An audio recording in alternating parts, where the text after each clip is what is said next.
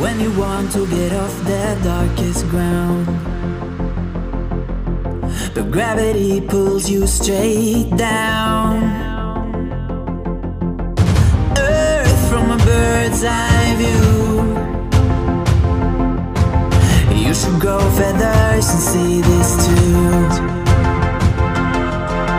When you want to get off the darkest ground,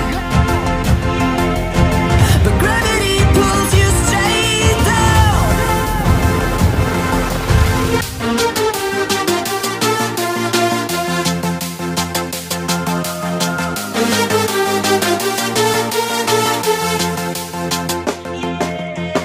When you want to get off the darkest ground,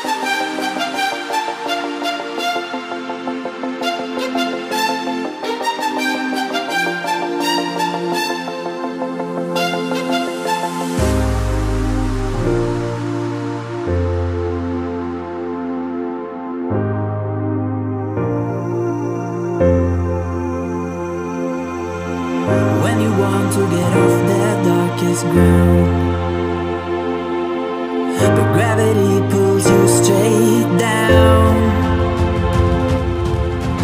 Earth from a bird's eye view. You should grow feathers and see